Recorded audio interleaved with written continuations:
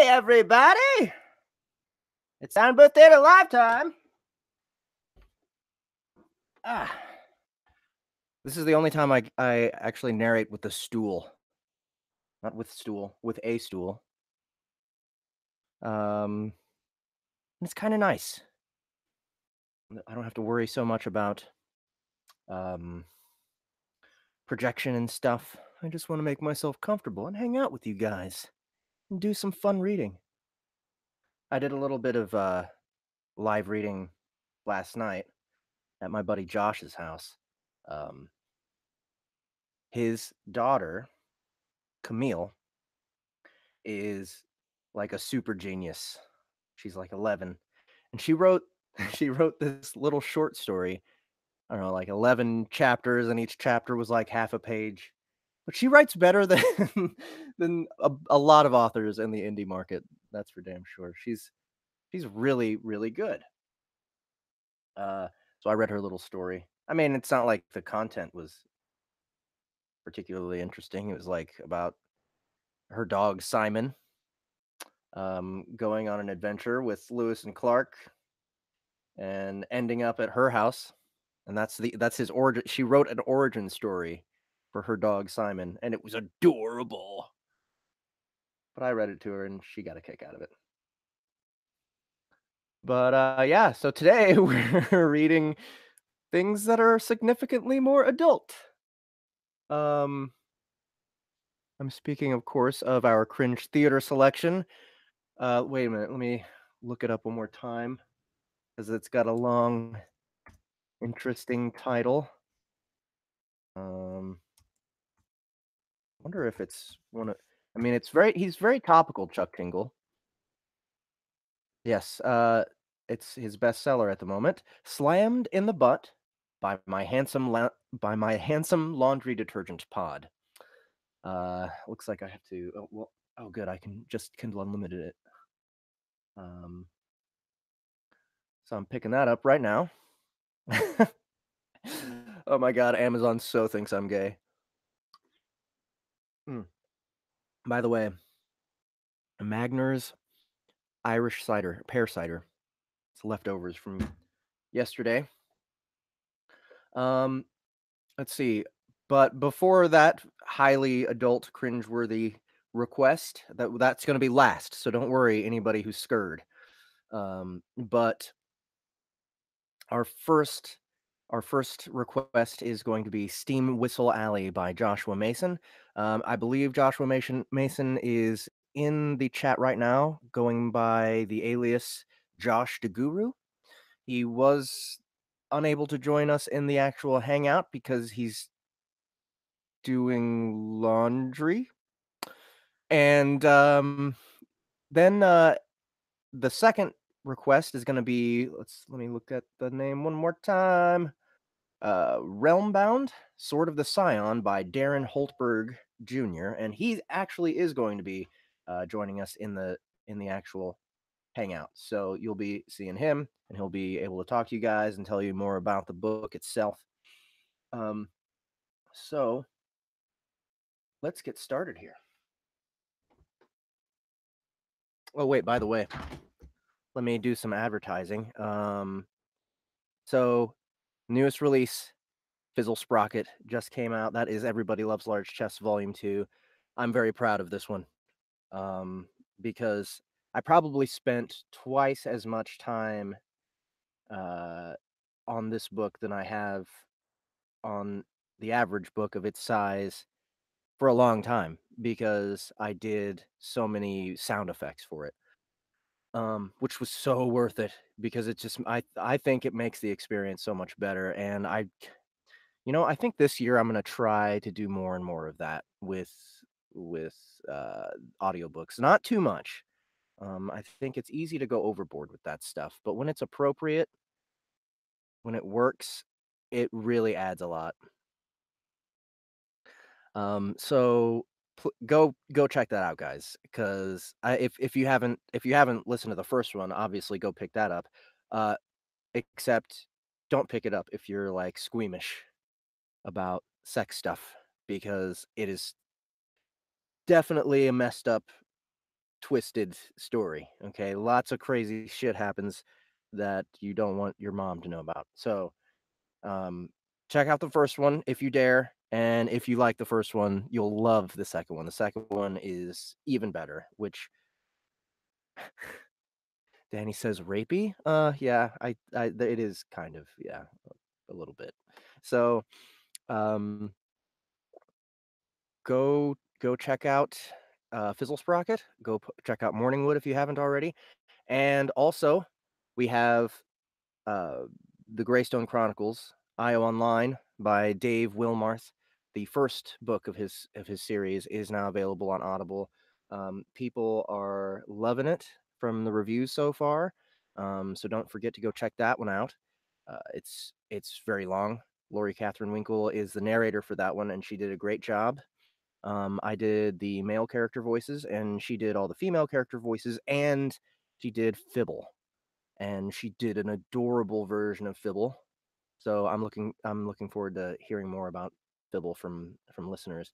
And then our other latest release is Pangea Online: Death and Axes by S.L. Rowland. That one is narrated by our very own Justin Thomas James, his first audiobook with us.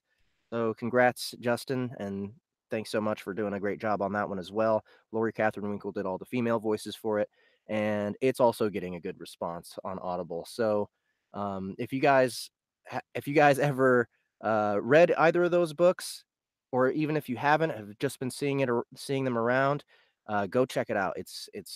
They're both great, uh, really great audiobooks.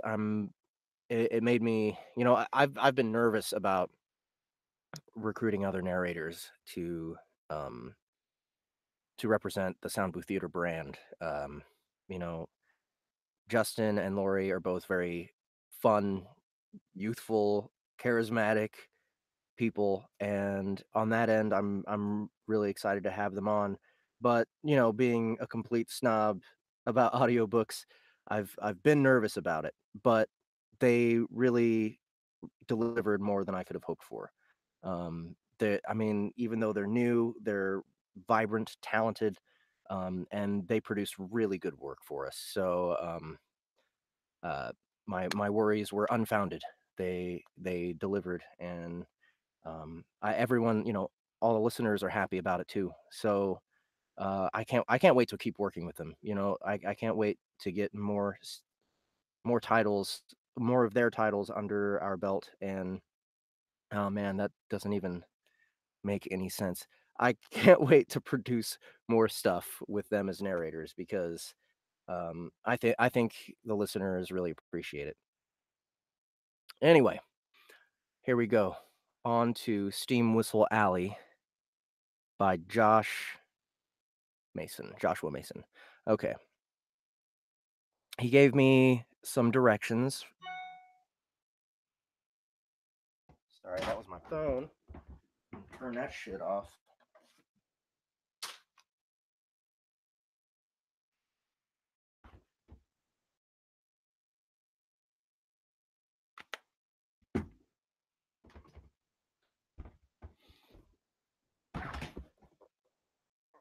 Okay. The MC, Jacob, mid 20s, expressive, average 20 something voice, friendly, surprised, a bit nerdy, but not over the top. Banjo, his synthetic monkey, Brooklyn accent, high pitched, but not crazy high. Monkey high. Okay. All right. I'm very excited about that. I don't know if what I'm going to do is a Brooklyn accent, but I think it'll work. Carrie, the character creation program. A variation on the succubus from Chests, maybe. High, girly voice, maybe a little bit sultry. A hint of a British accent. Okay, I can do that. The scene. Jacob logs into the web, VR, and creates his steampunk goggles, which allow him to enter the augmented reality game. They get shipped that night, and he tries them on. He's surprised by a hot woman appearing in his living room, courtesy of AR. And he's also. Wait, AR? What is AR? Augmented reality. Okay, I guess. IR. Duh. He's surprised by a hot woman appearing in his living room, courtesy of AR, and he's also shocked to learn his monkey can talk. Scene ends as the chapter does. Thanks, everyone. I hope I get the votes. You did. If not, you'll hear from me when it's done, polished, and up on Amazon. All right. Steam Whistle Alley. Here goes. Brooklyn Monkey. Oh, more notes. Okay.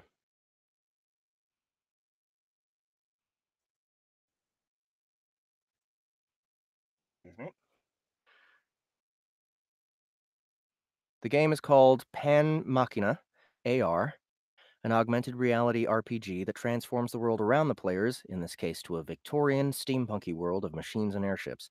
The manuscripts. Oh, let Joshua know if you guys want to beta this. The characters involved are Jacob. Okay. The novel is set in Seattle, maybe 50 years in the future. All right.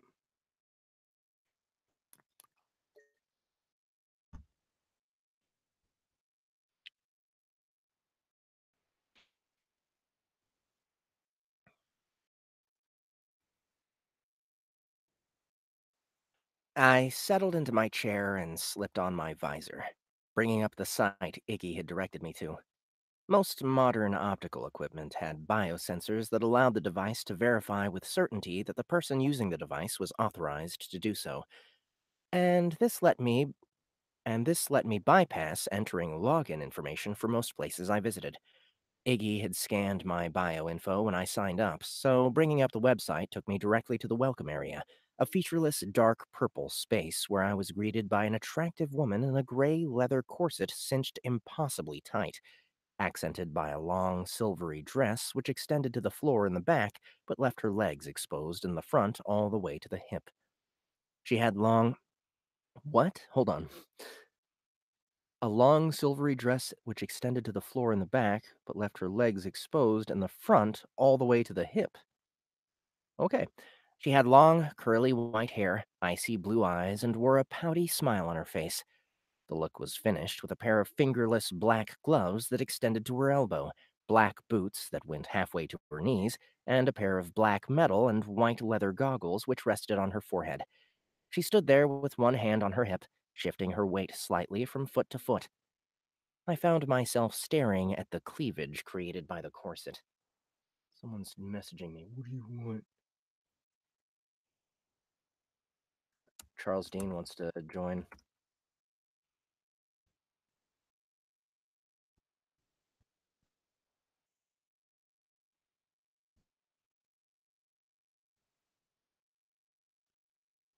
Mm-mm.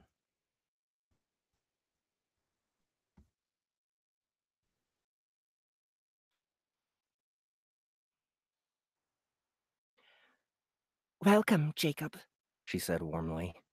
I brought my gaze up to meet hers. Let's see. My name is Carrie. I've never used Zira's voice with a British accent before.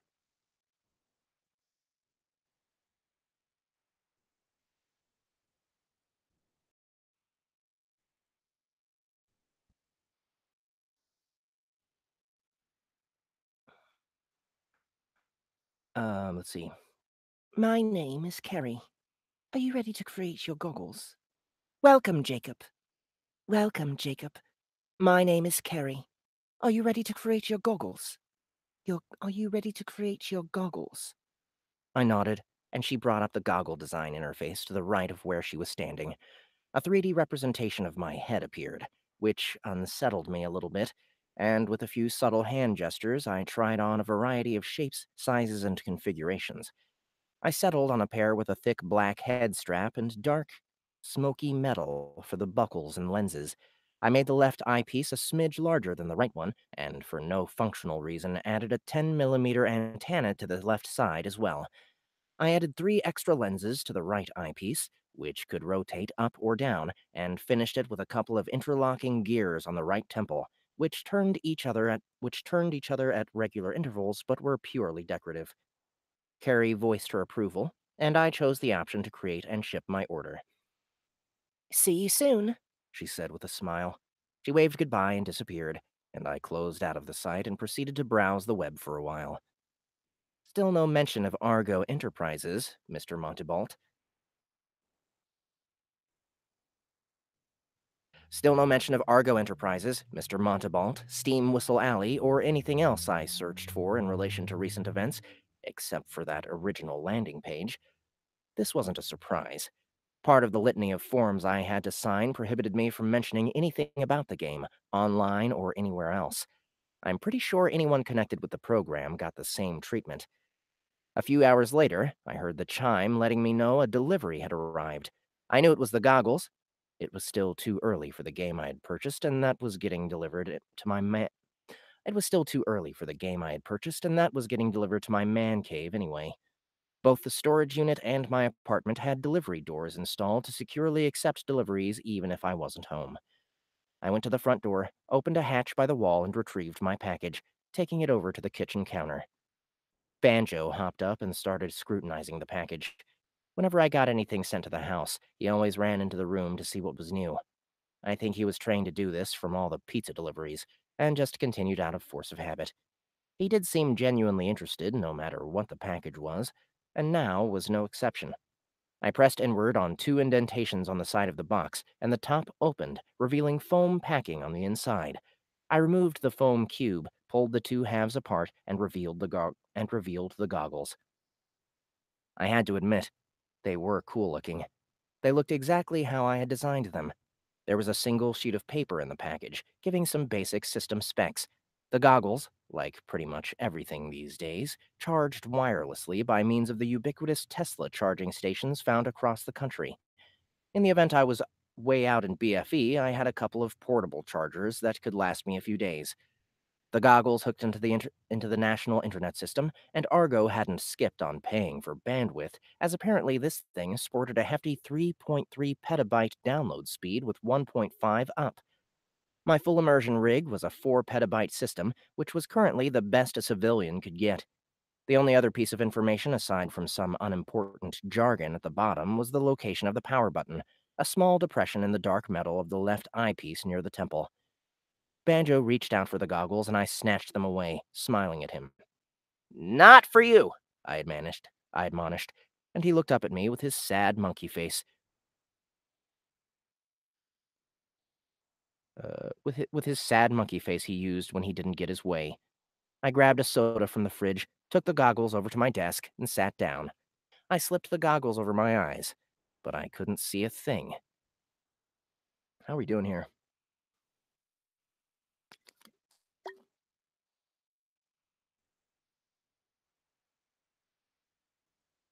Hey, my mom's reading this.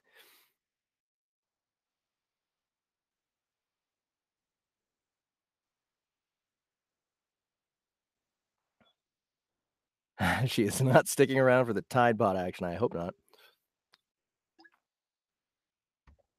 I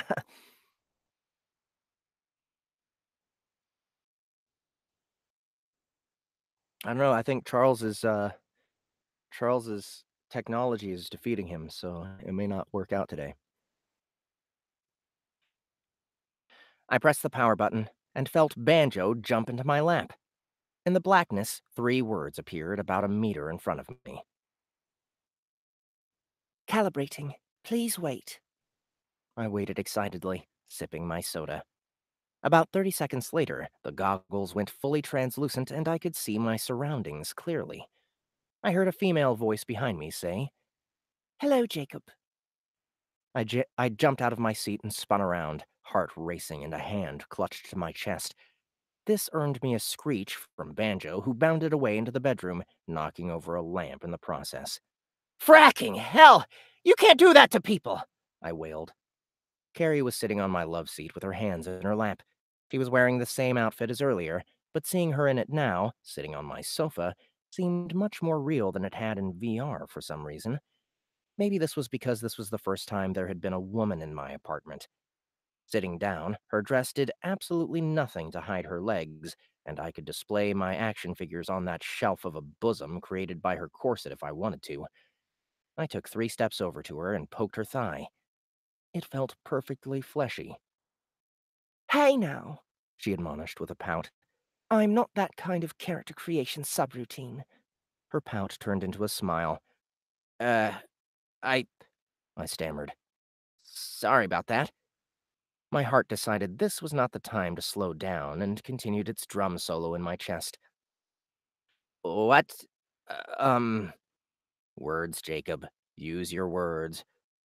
What can I do for you? I asked, regretting it within about 2 seconds. She giggled. Well, I'm here to help you create your character for Pan Machina. For Pan Machina AR. I promise it will be mostly painless, she joked. Have you thought of a name yet? A name? I repeated. Just give me a sec, will you? I walked back to my chair, turned it around to face her, and sat back down. Usually, I said, I create my character and name it afterwards, and 9 times out of 10 I just use a variation on my name. My eyes had involuntarily wandered down in the time it took to say the sentence, and I forced them back up again. That's okay with me, she smiled, noticing my shift in gaze and giving me a wink.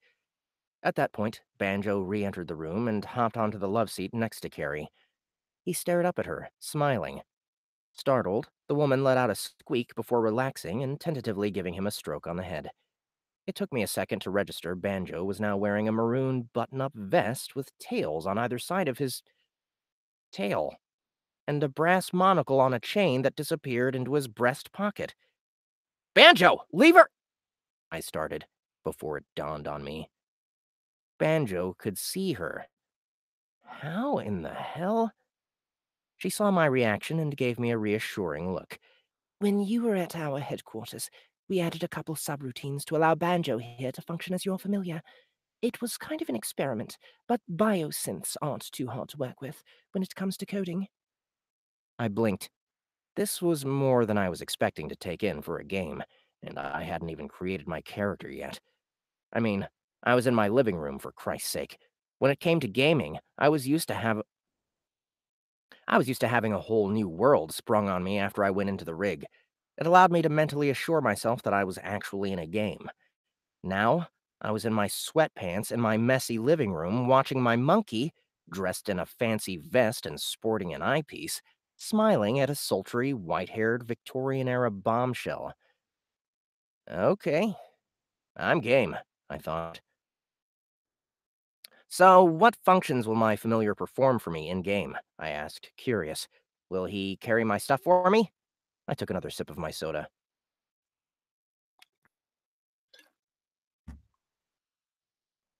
Banjo looked up at me. I'm not going to be a part of this madness only to be your personal valet, he scolded, in a high-pitched Brooklyn accent. I always thought spit takes never actually happened and were just put into movies and books for effect. Turns out, they're a real biological anomaly. I hastily tried to brush soda from my sweatpants. Carrie laughed musically. I was so looking forward to seeing your reaction to that, she said through a fit of giggling. Your face, I swear. This is going to take me a second, I said. So, Banjo can... I paused. Oop, that's an ad. I paused, then looked at Banjo before continuing. You can talk now? Just in game. The intelligence provided me by the subroutines they installed comes from the game servers themselves, and from Quirk, he explained. When you log out of the game, I will be happy and more than a little relieved to go back to being my normal simian self. You won't carry things for me, so you're what? Emotional support? I chuckled. I was talking to my monkey. Well, I did that a lot. Only now, he was talking back. I'd love to carry things for you, but in case you hadn't noticed, I'm a monkey, he said, as he peered at me through his monocle. From what I understand, objects you find in the game have authentic weight. As your strength goes up, they become a little easier to lug around. If you can carry it, good for you. But don't expect to carry 500 pounds of gear in your backpack and plan on moving anywhere. If you have a key or a coin or two that need lugging around, though, I'm your monkey. I looked up at Carrie. Is this true? I asked. She nodded. Things are weighted as they would be in the real world, she explained. Some of the items you acquire might even be actual items. If your quest leads you to one of our properties, we like to keep things interesting like that. Mind you, there will be means and methods you might chance upon that will assist you in moving your gear from point A to point B. Good to know, I said. What had I gotten myself into? Banjo spoke up again. I am also your in-game menu system. Anytime you level up skills or spells, I will let you know. I will inform you whenever you gain a level, acquire any inflictions, etc., etc. Anything that you would normally access a menu for, or any time you would normally see a system message or status update, it will come from me. I will also give you regular HP updates when you get into a battle, but unless you instruct me to, I'm not going to waste breath telling you the damage from every hit you give or receive. Carrie nodded. We use familiars for this so we don't have to break the realism of the game with messages or text boxes, she explained. We've really dialed it in. I think you will find it pretty intuitive. Break the realism? I thought. My monkey is going to be giving me status updates. But I could see her point. Every VR game I've played to this point had something in my field of vision that wouldn't be there in real life, either HP bars or system messages. They were a little distracting, but they did help me to remember I was playing a game. Alright, I gotta check the chat again.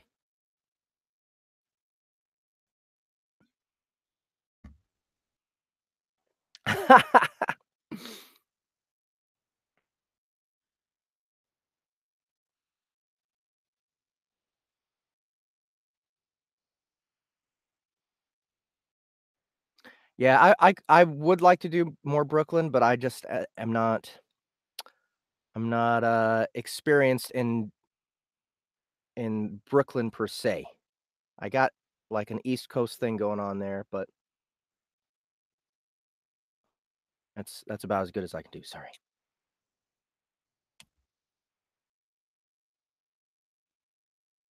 If you have any more questions, Carrie said. I will be happy to answer them while I'm here. But for now, can we create your character? I suggest we go out to your balcony. It's a beautiful night. I agreed and got up out of my chair.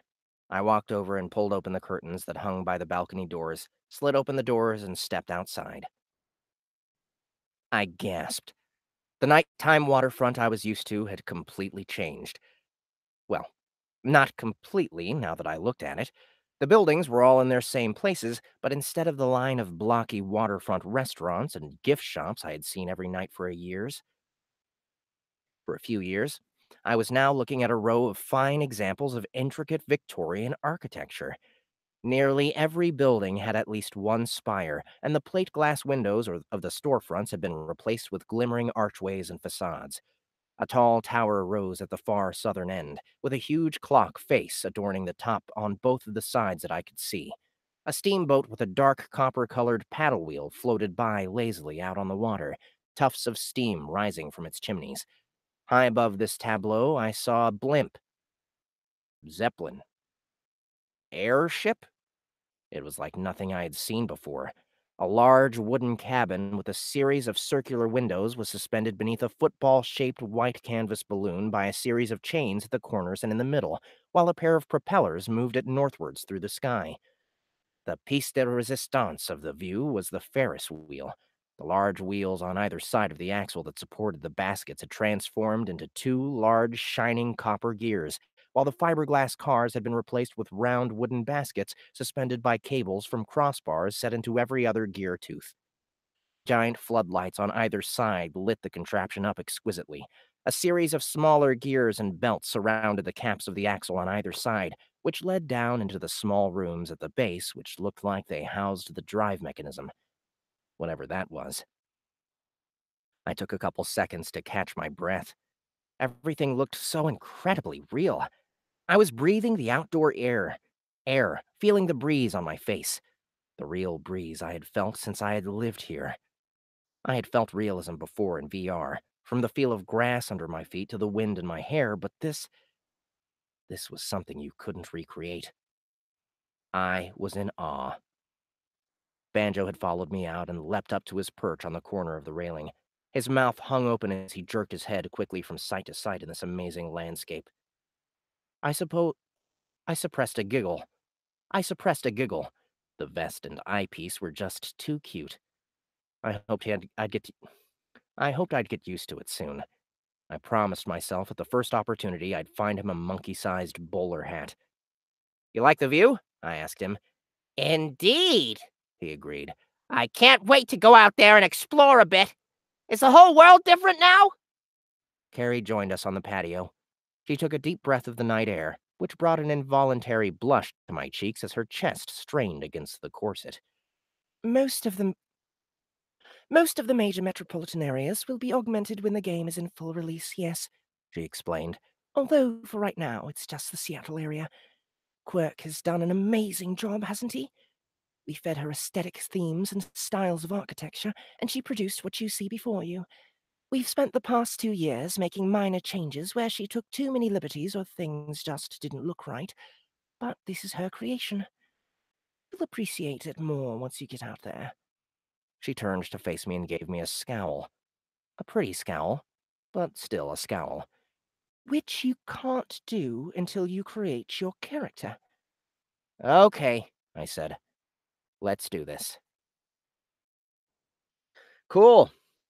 I'm into it. Steam Whistle Alley by Joshua Mason. Thanks so much for the request, Josh. If you guys have not read this yet and you are interested in continuing, go check it out on Royal Road Legends. It's called Steam Whistle Alley. Josh, when did you say that you were hoping to get this thing published on Kindle?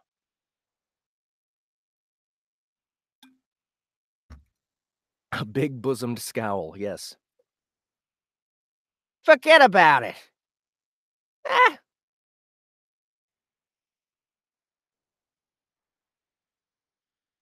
Is that Brooklyn?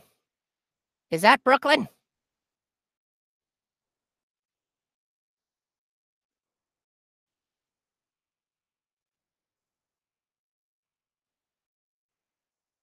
British chesticles heaving. Mid-April, Josh says. So, yeah, keep an eye out, guys. Steam Whistle Alley. This is... I like the AR approach instead of VR. Interesting take.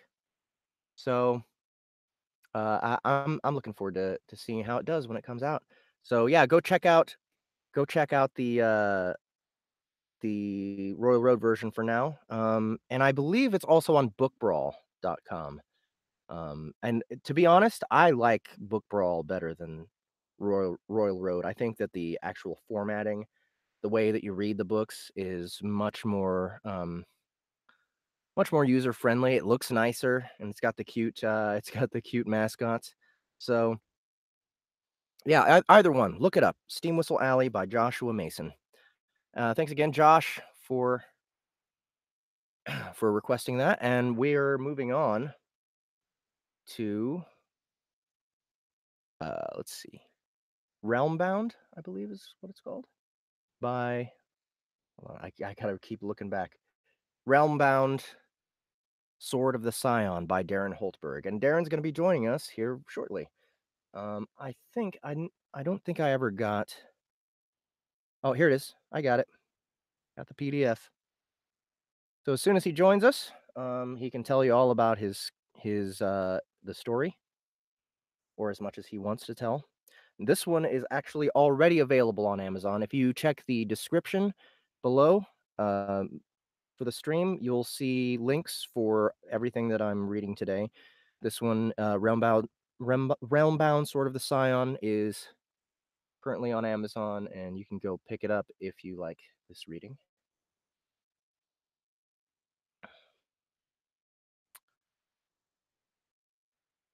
There he is. What's up, Darren? Hey, how's it going? Going well.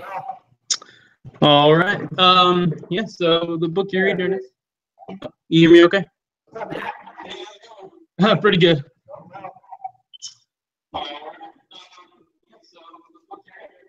Whoa, what's going on here? Something's happening. Hello? You still there? Yeah, I'm here. Okay. I was just hearing.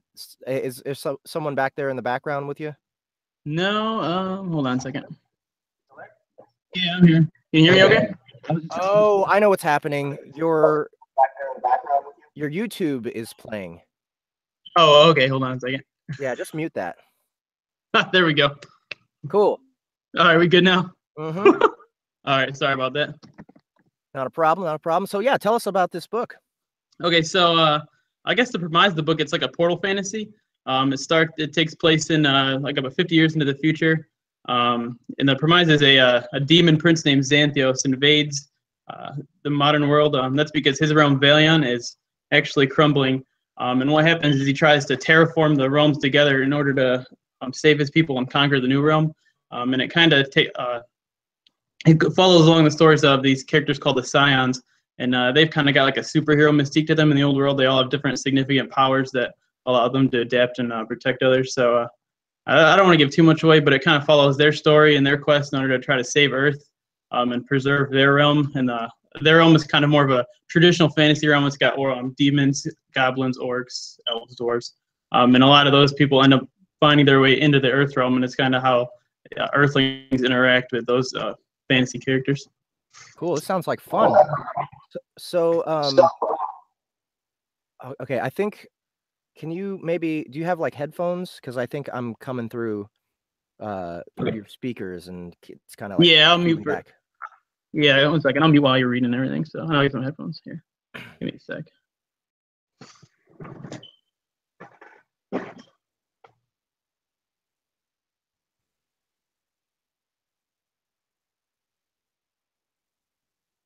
He's going to get headphones.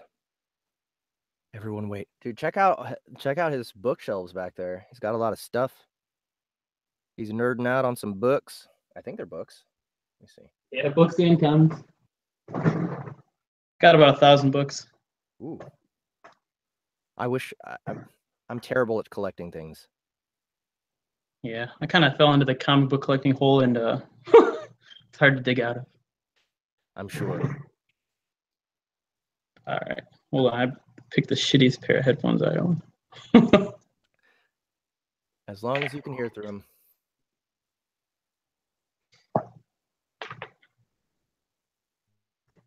All right, I'm just actually gonna mute too while you're reading because I don't want to interrupt or anything. So. Okay. Well, actually, you know, it'll be good to interrupt if you think that I can do a voice better or something like that. I'd be like, hey, hold on, let's try this. You know. So hold on. Already. Someone remarked on an elephant-shaped coffee stain on my shirt. That is actually an embroidered elephant. It's like it's not a coffee stain, guys. All right. All right, Dave, smartass, making fun of my damn elephants. We got a lot of people today. A lot of people watching them.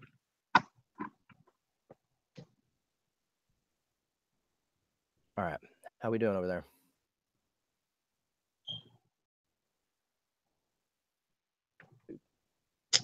We doing good? I think we're good. All right. So let's, I'm going to read your descriptions here for characters. Rian or Ryan? Rian. Yep. Rian. 19 years old. The main character. Overzealous, a bit cocky. General American accent. Okay, easy. Darren? Yeah, Darren O'Hara. Yep. Mid-30s, the group's leader. Respected, well-spoken, typically comes off as calm, collected, and wise. Slightly European accent. Like I don't know, like Eastern European, like a slightly Russian maybe, or yeah, more like an Eastern European, just very slight though. Nothing. Yeah, you don't have to go too heavy on that. I won't go too heavy on that. Okay, Kate, mid-30s, the loner of the group.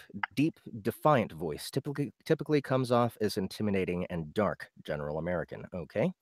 Rob, 25 years old, a woodsman, Southern accent.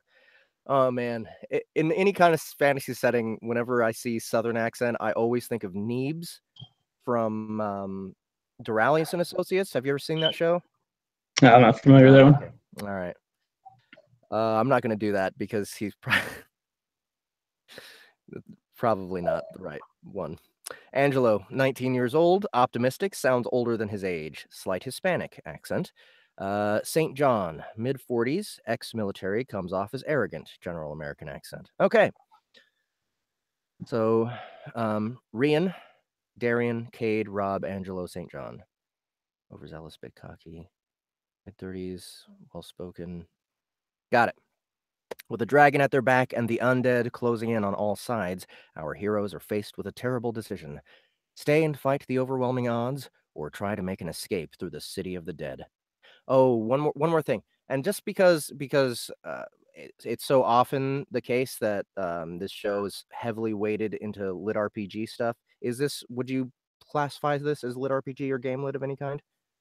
No, it was more of a portal fantasy. I do have a lit Okay. RPG on Royal Road, but this one's more of just a straight portal fantasy. Cool. All right. No, I was just curious.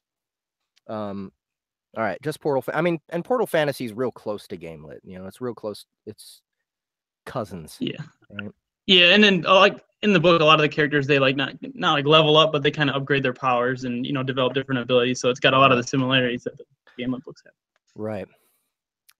Okay, here goes.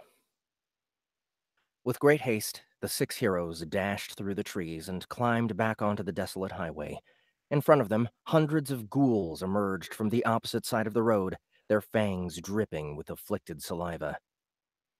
"They're coming from both sides!" Rian yelled. Let's see. Let me try to the city then. "To the city then," Cade replied as he weaved his way through the graveyard of disabled vehicles. Darren wanted so badly to protest the decision, knowing all too well how risky it would be to run directly into the heart of death itself. They had no choice, though. Packs of ghouls were closing in on both sides, and turning back would only result in more delays or perhaps another possible encounter with an angry dragon. Therefore, the men ran as fast as their legs would carry, straight towards a city that now existed in a perpetual state of undeath. As they approached, the number of disabled vehicles crowding the road began to increase exponentially. The men improvised, climbing atop the cars and running across the roofs as the vile creatures swiped at their ankles. Soon, ghouls were climbing onto the cars as well, their twisted bodies gaining ground on them as they crossed the city line. Upon entering the city, a strong odor of death and decay hit the group hard. Angelo paused to vomit, but Darren grabbed him by the arm and yanked him along, the ghoul still in hot pursuit. Cade's eyes darted here and there, scanning the area for an escape route. Surrounding them were tall buildings, many with shattered windows, broken-down doors, and bloodstains smeared across the walls and pavement.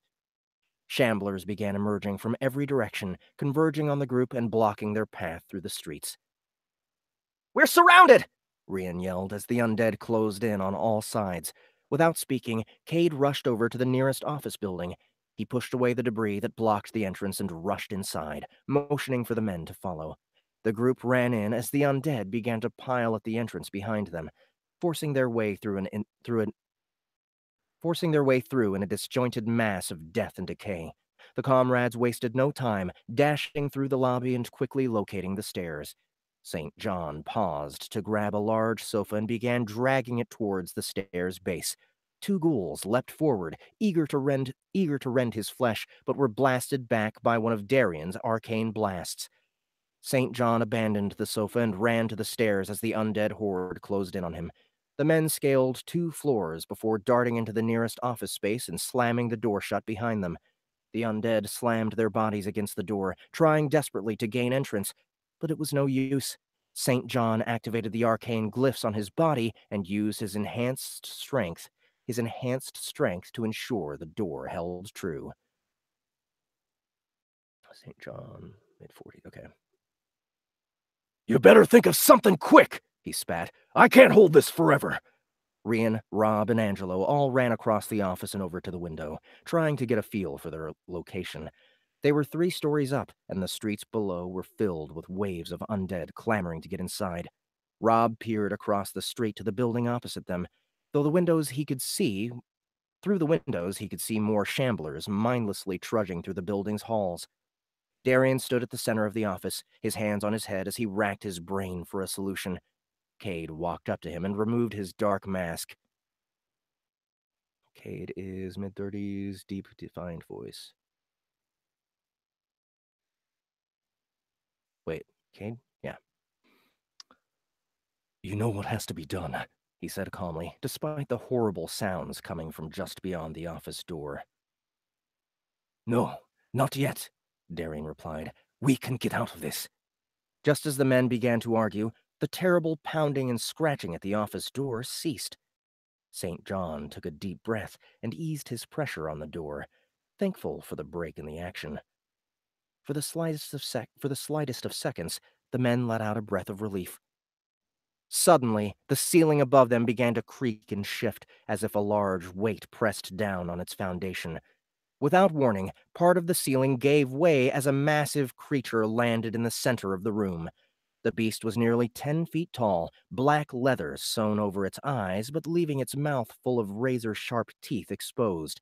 Its skin was a sickly gray, but unlike the other undead, this creature was packed with layers of muscle. Stitch marks covered the body of the abomination, and it was clear that the creature had been put together through the combination of many different parts, both human and otherwise. At the end of its misshapen arms were enormous hands that could snap a man's bones in seconds. St. John began to open the office door in hopes that they could make an escape, but the stairs were again lined with ghouls, which charged at him with a renewed thirst for blood, forcing him to slam the portal shut once more. Darren took a stance near the windows with Rob, Angelo, and Rian, weapons held tightly in trembling hands. Cade shifted to put himself between St. John and the abomination, ready to defend the immortal swordsman who sat helpless as he held the door. The creature let out a sickly screech which prompted Angelo to fire a bullet into the creature's chest, though the hulking beast didn't seem affected. The beast lurched forward, swiping its oversized hand in the group's direction. Darren ducked low as the others pressed their bodies against the wall, leaving themselves just out of reach. Cade scooped up a broken chair leg and struck the creature from behind. The stitched beast turned and backhanded him, sending him crashing into the wall beside St. John. Darren let loose a bolt of arcane energy which hit the creature with a thud, though it quickly fizzled out. The abomination returned the favor with a swift overhand strike, its huge hand driving Darren into the floor. Rian charged forward and thrust his flaming sword into the monster, which caused it to cry out in pain. The creature burst into a frenzy, swinging its massive arms around the office in a crazed fervor and knocking to the ground any of the men that got too close. Rian held his fiery blade out in front of him. The flame was the only thing that seemed to hurt it. Damn it. This is up to me. He watched as the creature thrashed about the room, waited for the perfect time to strike. Suddenly, the abomination turned back in his direction, screeching as it thrashed its arms in the air. Rian lunged forward, aiming the tip of the sword straight for the creature's chest. For a second, Rian was certain that victory would be his. That quickly changed as the creature's massive arm swung in from the side. It struck him hard, sent him spiraling through the air. Rian crashed into the window, the glass shattering as his body sailed through the open aperture. Angelo is 19, slight Hispanic, okay.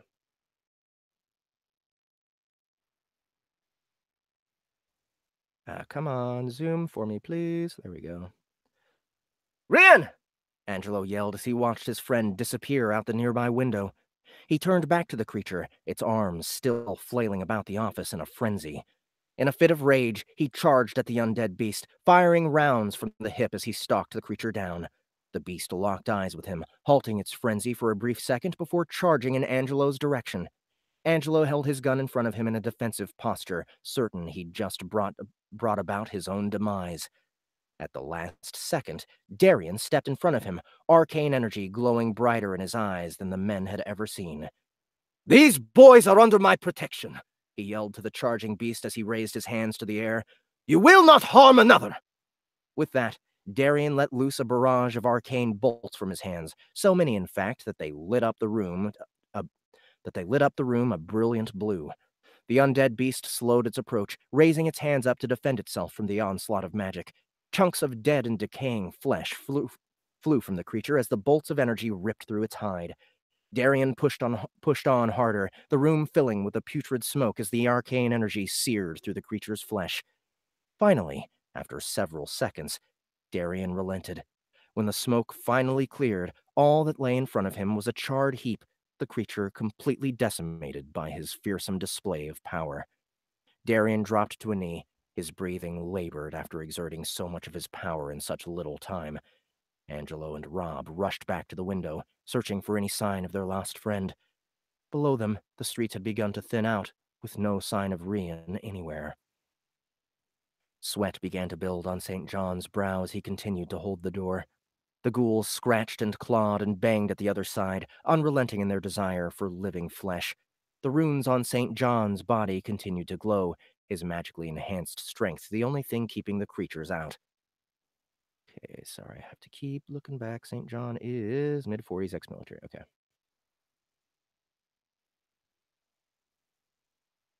I can't keep this up forever, he spat, his feet starting to slide across the floor ever so slightly. Cade turned to Darren, slowly removing his steel mask and handing it to the exhausted Scion.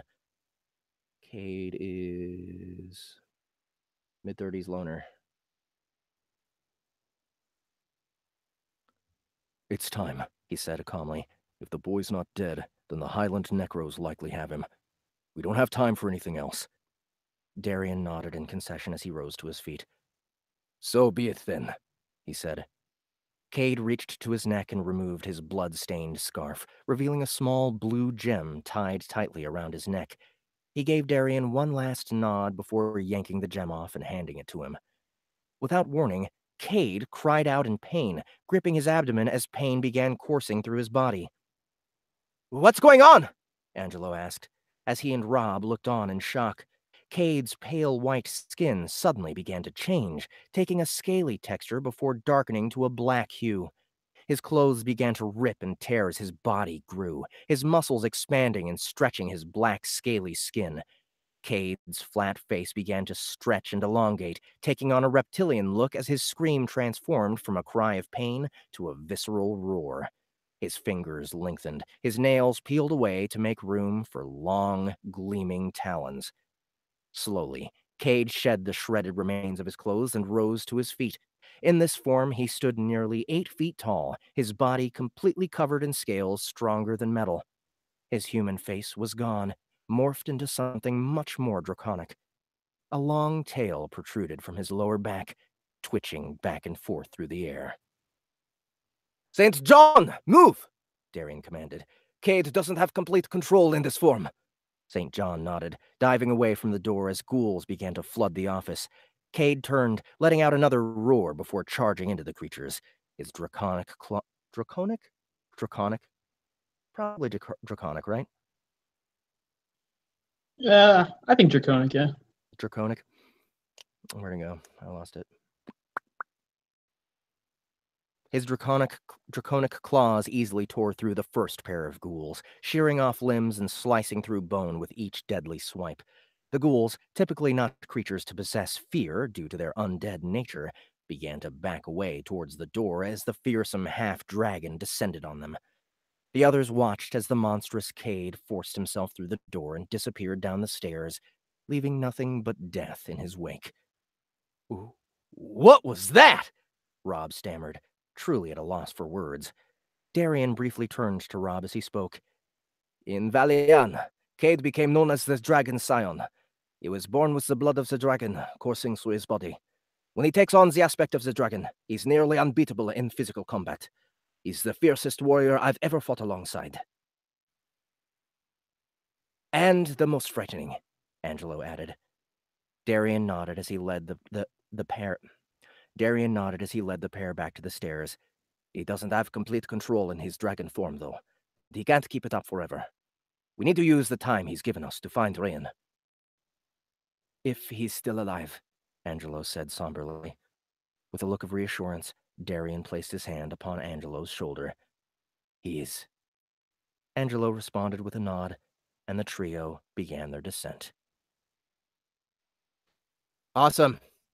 Okay, so that scene was super intense. Darren, thanks so much for requesting that. You got anything else to say about the characters or the read or anything? I think you did an awesome. As I say, I think you did an awesome job. You know what I mean? If anyone has any questions or anything, feel free to message me. And book 2 comes out in 2 weeks, so Realmbound, Sword of the Void. If anyone's interested, so.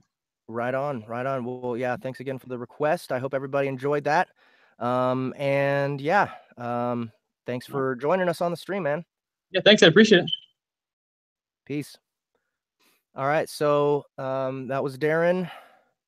Sorry, forgetting last names. My bad. That was Darren Hultberg. Realmbound, Sword of the Scion. If you want to check out that book, if that sounded interesting to you, check it. Check the link in the description below. It's on Amazon. And on to our cringe theater for tonight. Excuse me, I keep burping. I wonder why. All right, so cringe theater. That means anyone who's here needs to hide your husband, hide your wife, hide everybody, because this is going to be fucked up. This is Slammed in the Butt by My Handsome Laundry Detergent Pod by Chuck Tingle. And it's gonna be crazy. It's hard for me to imagine it's hard for me to imagine just how graphic this could possibly get, because I mean, what is a Tide Pod gonna do to his butt? I mean, it would it would probably be uncomfortable, you know? I mean, how big like that big? But then, like, does it have arms? Can it go in and out of his butt at will? Like, how, does it burst? Get all fizzy and acidic? Yeah. Is that? I don't know. I guess that could. Is that good? I don't know, man. This is crazy. And if you don't want to experience it, I totally understand. So, again, time to hide. If you don't want to, if you don't want to hear "Slammed in the Butt" by My Handsome Laundry Detergent Pod by Chuck Tingle. But this was a request. It did get voted to the number 3 spot on the poll. So I am obligated to read it. And yeah, I was kind of hoping that one of our other narrators would show up and play the part of the Tide Pod, but I guess they're too chicken shit. Which, you know, I hoped that they would, but I didn't expect anything less. But here goes. Cringe theater, last warning. Leave if you are scared of Tide Pods going up your butt.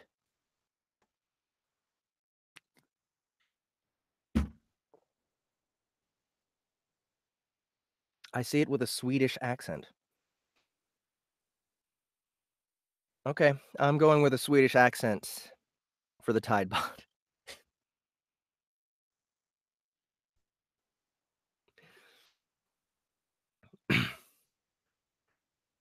And I'm gonna go with my classic Chuck Tingle narration voice.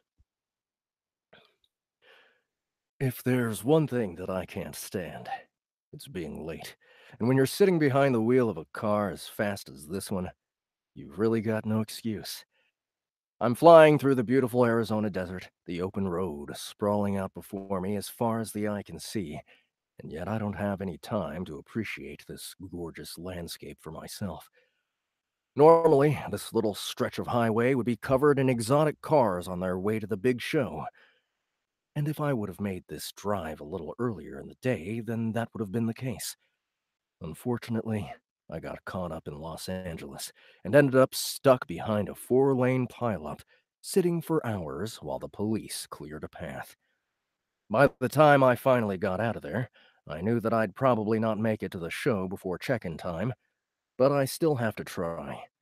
Plenty of people would see me hauling through the desert like this and say that it's not worth it, complain that the danger of my incredible speed is way too high when compared to the brief enjoyment I'll get from showing off my ride to the other auto fans. While I completely understand this complaint with the logical side of my brain, the emotional side thinks otherwise. These people have never experienced the thrill of having their hard work and sweat put on display, the hood popped open while men and women stroll by to gaze lovingly inside. The folks who come to these auto shows know their stuff, and while the parts I've chosen may seem average to some random citizen pulled off the street, a real car lover will know just how much care I've put into my selections. I'm not some loser, either, which I'd imagine is the first thing one might think when they realize just how much time I put into my car. This isn't an extension of some lacking self-esteem. This is an artistic expression of myself.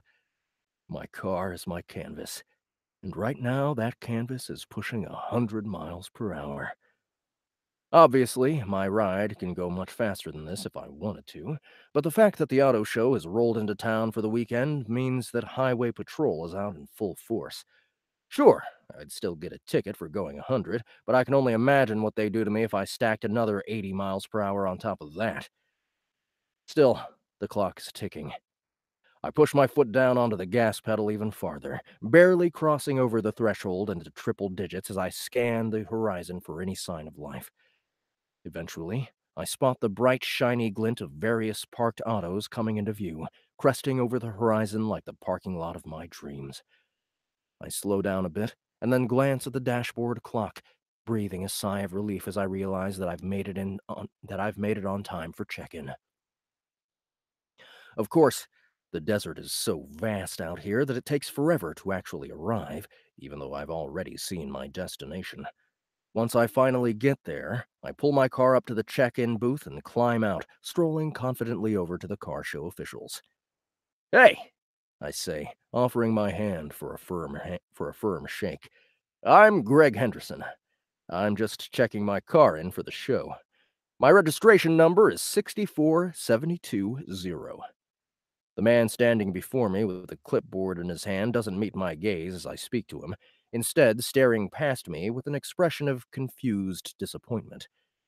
I finally turn around to see what's so interesting, and then swiftly realize that my vehicle is currently far from show condition. "Oh God!" I blurt, seeing now that the once beautiful cherry red finish has been covered and caked with mud. The entire thing is splattered from top to bottom, thanks to my excessive speeding, with dirt and dust creeping into every nook and cranny of the once beautifully immaculate vehicle. "Well, I'll check you in, because you've got all your paperwork here and you've made the cutoff time," the man with the clipboard announces. "But you're gonna want to get that thing washed off before the show starts in 2 hours. I nod frantically. "Thank you. I'll get this cleaned up right away." The man with the clipboard nods towards a nearby hose. "Pull up over there and give yourself a washdown." Without another word, I climb back into my car and drive it over to the water station. By now, everyone else has spruced up their rides and the section is completely empty, but it quickly becomes apparent that most of the supplies have been thoroughly raided. "Excuse me, where's the soap?"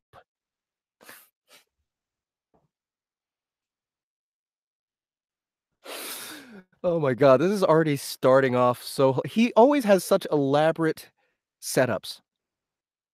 I call out to a woman strolling by.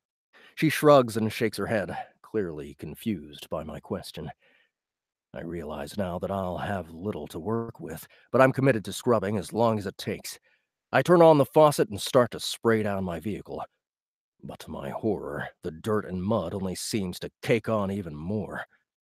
Instead of running down the side of my car and dripping onto the ground, these minerals swirl together in a mess of brown and tan, only adding to the state of disorder.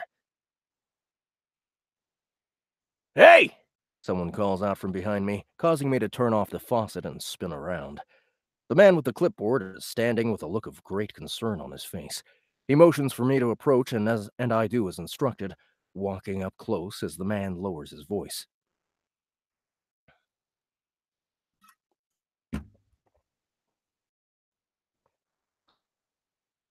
"I'm not supposed to help out anyone here, because the show is technically a competition. But you seem like a good guy," he offers. "You're not going to get your car clean here, but if you head up the road into the hills a bit, you'll find a secret car wash. Honestly, it's the best in the state. You've got 2 hours before the show starts, so that's plenty of time." I stare back at the man with the clipboard in complete shock, blown away by his kindness. "Thank you so much," I gush, then hurry over to my car and jump in. There's Charles. He's in the chat. I start the thing up and take off where the man had motioned for us. I start the thing up and take off where the man had motioned for, a single-lane road that winds up into the nearby hills. It's been 20 minutes or so, and still no sign of this mysterious car wash. I don't want to allow the creeping dread into my mind, but with every passing moment I begin to wonder even more if this whole thing has been some kind of elaborate prank, a way to punish the late guy and teach him a lesson about car show etiquette. Suddenly, however, my prayers are answered as my vehicle rounds a sharp corner to reveal a small, inconspicuous car wash. Just in time for Tide Pod butt stuff, Charles. That's correct. I pull in and slow down to a crawl, scanning the building for any signs of life. I roll down my window. "Hello?" I call out. "Is anyone here? I need an emergency wash." No response. I pull around to the back of the structure and find an entrance for the wash, but it appears that the thing isn't even turned on. Just my luck.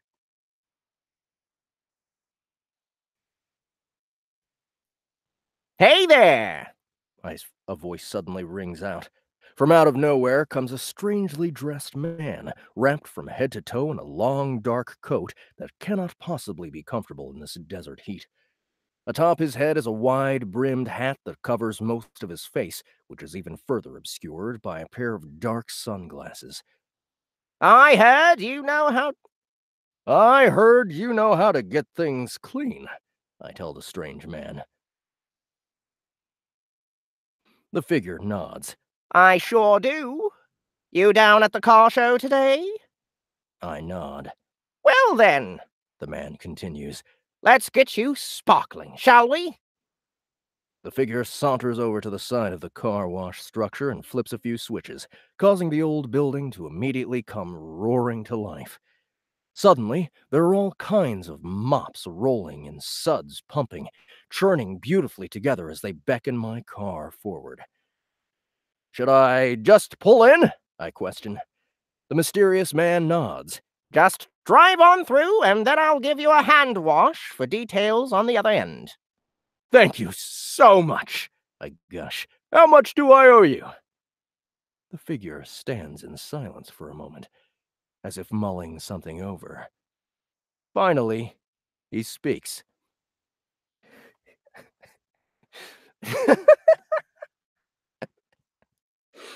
For you? Free. He tells me. "Oh, no," I offer, shaking my head in protest. "I can't." I don't get a lot of visitors, continues the cloaked figure. It's just nice to have some company. "That's even more reason to pay you," I counter. "You've got to keep this place open. You're a lifesaver." I take a wad of cash out of my wallet and thrust it towards the man, who pushes it away. No, thank you. He refuses. I finally give up and offer a final nod of acceptance before slowly pulling up to the edge of the car wash. I carefully drive up onto the conveyor belt and, before I know it, my car is... Charles is cracking me up. My car is being hosed down by a variety of powerful cleaning chemicals.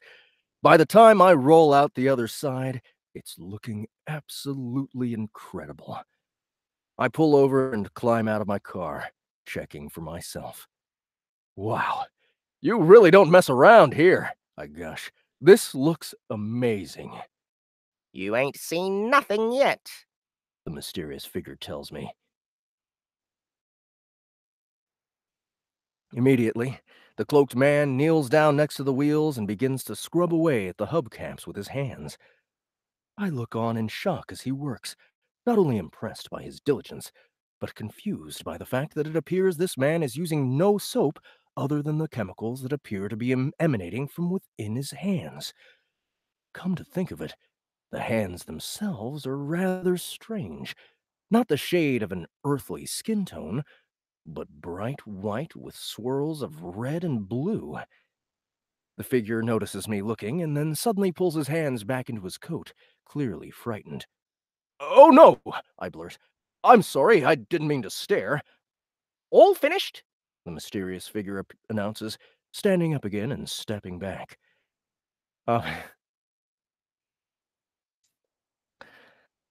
Obviously, he's not being completely forthcoming at the moment. After all, only one of the 4 hubcaps has been scrubbed down. "It's okay," I tell him. "Whatever secret you're hiding, I don't care." I can see the man's body language soften a bit, even under all of those clothing layers. "Your passion is incredible," I continue. "I can tell that you love to clean, and I admire that. I don't know much about you, but I do know that your talent is very, very impressive. You don't have to hide from me."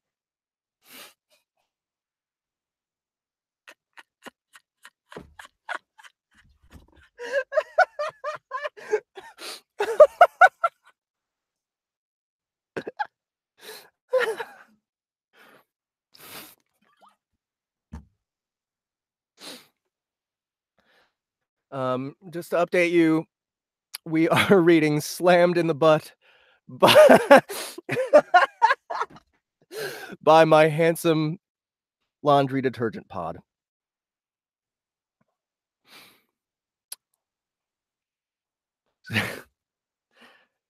Slowly, carefully, the mysterious figure begins to slip out of his clothes to reveal his muscular body.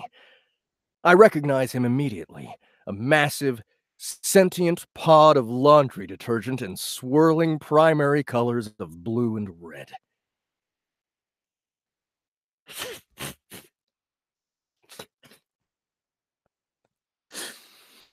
That must feel a lot better than wearing a huge coat in the hot sun.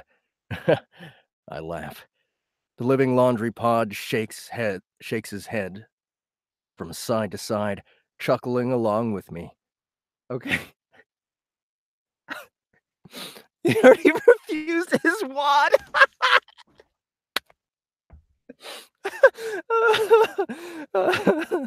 Okay. So I'm gonna try to go with Swedish. "You have no idea." "What are you hiding from?" I continue. "You're an incredible cleaner. You should be working at some big city car wash, not out here in the middle of nowhere. Hell, why stop at cars? You were made for laundry.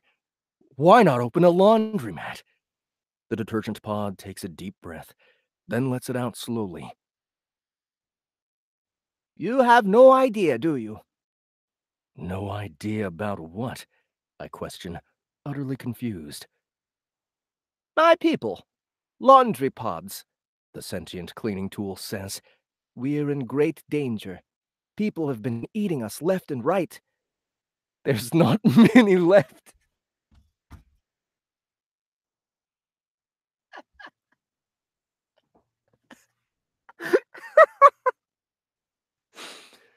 "What?" I blurt. "Eating you?" The laundry pod nods. "Seriously?" I continue, struggling to wrap my head around this. "Why?"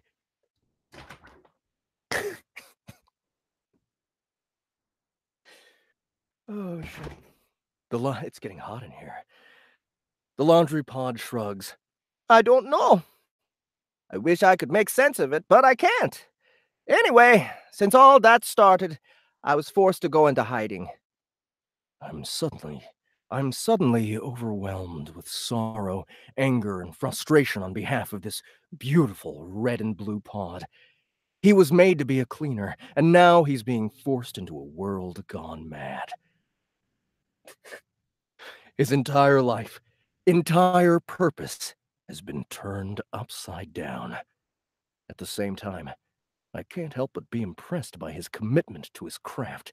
In the face of all this adversity, this detergent pod is still out here doing what he loves, and doing it well. To be honest, it's actually quite attractive.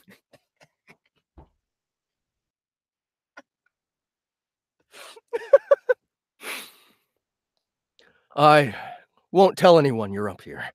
I assure him, "and I'm certainly not going to eat you. What's your name?" Tyne Ulbra, the detergent pod offers. "It's nice to meet you." "I'm Greg," I inform him. The sentient cleaning tool quickly gets back to work on the next hubcap, crouching down in front of it and rubbing his hands vigorously across the shiny metallic surface. The longer I watch him work, the more turned on I get. I'm completely intoxicated by Tyne's toned body, the way that his muscles ripple with every little movement. When the detergent pod finally finishes, he walks over to me, flashing a boyish smile. "All finished," he says. "Thank you," I reply, staring intently into Tyne's deep blue eyes. Suddenly, the cleaning tool's expression changes. Up until this point, I wasn't entirely sure if the tension I'd been feeling between us was one-sided, but somehow this exchange makes it perfectly clear that the feeling is mutual. My heart pounding hard within my chest. I'm not exactly sure what to say next. I decide to be as direct as I possibly can without just coming right out and saying it. "Maybe I could clean you now," I finally offer. Tyne smiles, accepting my invitation. "I think I'd like that." I slowly drop down to my knees in front of the handsome laundry pod, reaching up and caressing his muscular thighs as our eyes lock in a state of feverish lust. Before me, I can see his enormous cock stiffening, twitching to life as it slowly projects out towards my face. I take Tyne's rod in my hand and begin to slowly stroke him, pumping my fist along the cleaning tool's impressive length.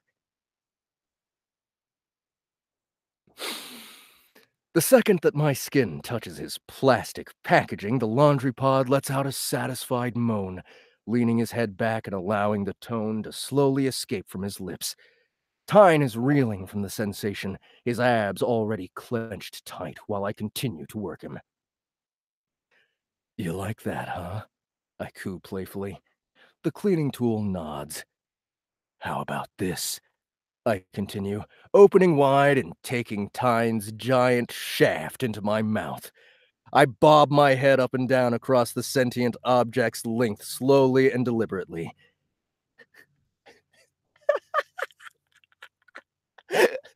Oh, people are leaving. Oh my god. No wonder. Cradling his balls with one hand while I service him. With Trouble has laundry to do. With every passing second, I pick up more speed, faster and faster, until eventually I'm giving him an utterly frantic blowjob, excitedly hammering my face onto his incredible length. Eventually, driven mad with lust, I push my face down as far as it can possibly go onto Tyne's member, relaxing my gag reflex and taking him all the way to the hilt. I'm now pressed up hard against the laundry pod's impressive abs, allowing him to place his hands against the back of my head and hold me here for a moment. Tyne is clearly enjoying himself, savoring the perfectly performed deep throat. Finally, I pull back with a frantic gasp, desperate for air as my spit flies everywhere. "You're so fucking huge!"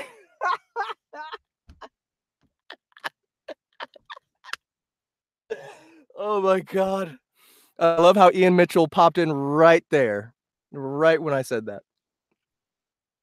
I tell the incredible laundry pod, "I need you to fuck me. I need you in my ass." Go up quick.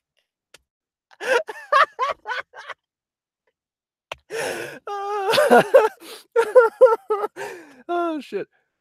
"With pleasure," Tyne replies. Okay, it's getting I've almost had it. I turn around and then fall forward onto the dusty desert ground, bracing myself in the doggy-style position as I wiggle my ass back and forth at the handsome pod behind me. I reach back and unbutton my jeans, then slip them down seductively. My underwear comes next, and eventually I'm completely exposed to Tyne. I don't have erotic fictions on Audible. How dare you? You like what you see? I question. Perfect, he gushes. The laundry tool climbs into position behind me, aligning his utterly enormous cock with the puckered entrance of my back door. My craving for him is overwhelming, and it's impossible to keep myself from pushing back against his rod, aching to be penetrated. Tyne refuses to thrust inward, however, only teasing the head. Oh, oh my god. Only teasing the head of his massive shaft against my anal rim. No matter how much I beg for it, the hands...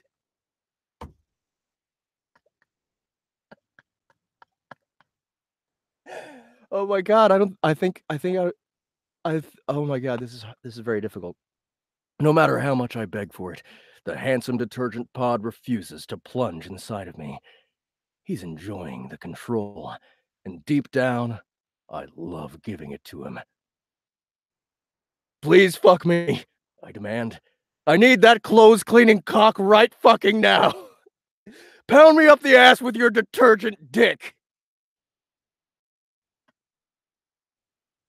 All right, that's it. I've had enough. Tap. I tap. Oh, fuck. All right. That was only 21% of slammed in the butt by my handsome laundry detergent pod. If that enticed you, I encourage you to go to Kindle and buy it.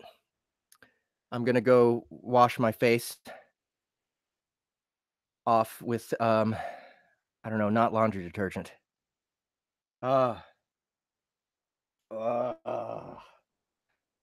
Michael Ryan Soilo, I hate you sometimes. And that's our show for today. Bah. That's our show for today. So, thank you guys for coming in and hanging out with me, for sitting through that monstrosity. And actually, the other two requests we got today were pretty cool. So I hope you'll go check out their work as well. Don't forget, Fizzle Sprocket, Everybody Loves Large Chests, Volume 2 is now out on Audible, so go pick that up if you've already listened to Morningwood. If you haven't listened to Morningwood, go pick that up. And if you're squeamish about content, then don't bother with either of them, because they're pretty fucked up books, but they're fucked up in an awesome way. I love them. I think they're hilarious. Some of the most entertaining stuff I've done so far. So, yeah, pick those up. And then The Greystone Chronicles, IO Online by Dave Wilmarth, narrated by Lori Catherine Winkle and character voices by me, is now out on Audible. And so is Pangea Online, Death and Axes by S.L. Rowland, narrated by Justin Thomas James and character voices by Lori Catherine Winkle. So lots of stuff to go pick up. I guess Danny's going to be starting a new poll here pretty soon so that we can start voting on our next requests only. And I'd like to do it maybe sooner. Like, I feel like there was a big delay from the last one. I mean, maybe because I did that extra special request only for the website launch last time. But yeah, I want to do it probably next Sunday. I want to do it again next Sunday. So we'll go ahead and schedule that. We'll make sure that's gonna be what we do. So next Sunday it's coming. Make sure if you're watching this, if you're an author and you liked most of it, that you go and request your book. And if you know that there's stuff that's gonna be in the list left over from this time, go vote on that. I don't know when Danny's going to have it up, but just keep an eye out on the Sound Booth Theater Live Facebook group. Please subscribe to the YouTube channel. If you haven't yet, join the Sound Booth Theater Live Facebook group. That's where we have a lot of fun talking to each other and voting and requesting. And last but not least, visit soundbooththeater.com. And there you can join the mailing list. You can join the street crew, which I still have yet to come up with exactly how that's going to be handled, but I'll keep you updated. That's going to be happening very soon. And yeah, I guess that's it. Soundbooththeater.com. And I will see you guys next Sunday. And actually, one more thing, Charles, when do you think is when do you think when do you think is your next drinking with Charles, and with who?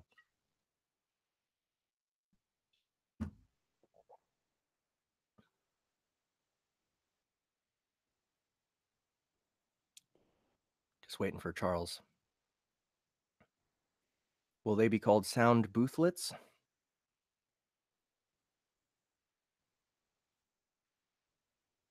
Taj L, Wednesday. All right. So keep an eye out again on the Sound Booth Theater Live Facebook group for when I'll announce whenever Charles has that scheduled exactly. And Charles Dean also has a YouTube channel, so go subscribe to that as well. Charles Dean is the name of the channel. So do that. And yeah, thanks for coming, guys. And I'll see you next time.